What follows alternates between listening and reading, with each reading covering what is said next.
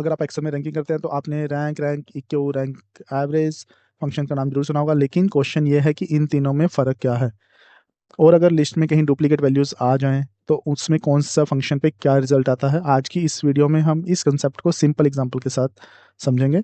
So hello everyone, welcome back. आज हम Excel का 3 इंपॉर्टेंट रैंकिंग फंक्शन को कंपेयर करेंगे, रैंक इक्यू एंड रैंक एवरेज। सबसे पहले बेसिक क्वेश्चन है कि रैंक होता क्या है। मान लीजिए हमारे पास स्टूडेंट्स के मार्क्स हैं, ये स्टूडेंट्स के नेम है एंड उनके मार्क्स दिए हुए हैं। तो इसमें क्या होगा, जिसका सबसे ज़्यादा मार्क्स होंगे तो उसको रैंक 1 मिलेगा, उसके बाद जिसके सेकंड हाईएस्ट उसको rank 2, like this.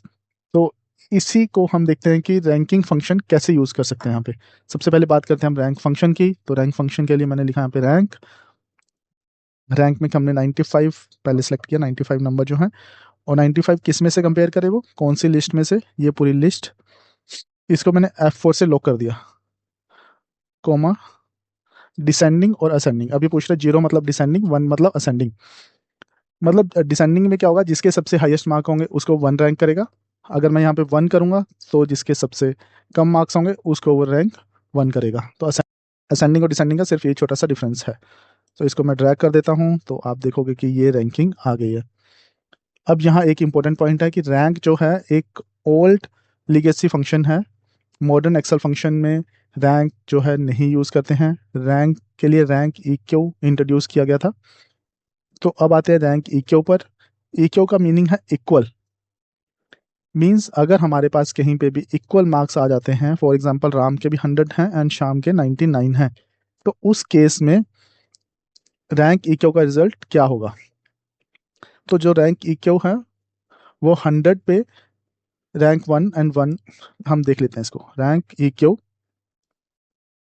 This marks same, then list F4 से लॉक किया, 0 डिसेंडिंग, रैंक इक्यू।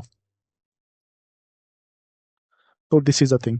अब आप यहाँ पे देखोगे तो इसको भी, राम को भी उसने सेम रैंक 1 दिया और मुनीश को भी रैंक 1 दिया, राइट। और यहाँ पे देखोगे तो 2 रैंक जो है उसने स्किप कर दिया, उसके बाद रैंक हुआ 399 श्याम एंड सीता को 3 रैंक मिला। तो उसके बाद जो 4 रैंक था वो यहाँ से स्किप हो गया।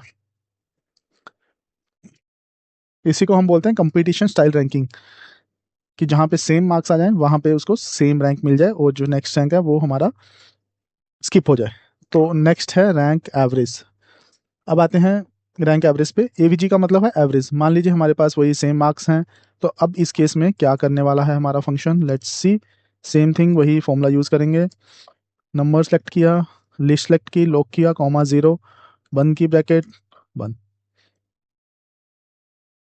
अब यहाँ पे क्या किया उसने, रैंक को एवरेज कर दिया। अब मुनीश के भी 100 मार्क्स थे एंड राम के भी, तो उसने 1 + 2 जो रैंक था, 1 + 2 कितना हुआ, 3 डिवाइड बाई 2 1.5, तो उसने उसको 1.5 कर दिया।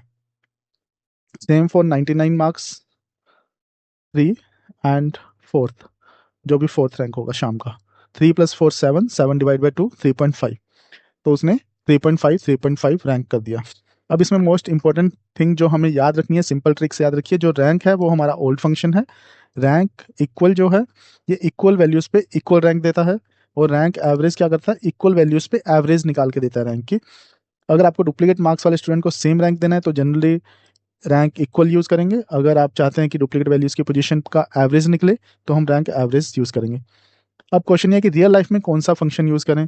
वही सेम, अगर आप न्यू एक्सेल वर्कबुक बना रहे हैं और नॉर्मल रैंकिंग करनी है तो रैंक इक्यू एक गुड चॉइस है, और अगर आप डुप्लीकेट वैल्यूज़ के लिए एवरेज रैंकिंग चाहिए तो रैंक एवरेज फंक्शन यूज़ करें। तो फ्रेंड्स, आज हमने समझा कि rank average and rank equal में डिफरेंस। सबसे इंपॉर्टेंट थिंग, रैंक और rank equal same rank behaviour follow करते हैं, जबकि रैंक एवरेज डुप्लीकेट वैल्यूज़ का रैंक पोजीशन का एवरेज कैलकुलेट करता है। अगर वीडियो यूज़फुल लगे तो वीडियो को लाइक करें, चैनल को सब्सक्राइब करें और कमेंट करके बताएं कि नेक्स्ट एक्सेल वीडियो किस फंक्शन पर चाहिए।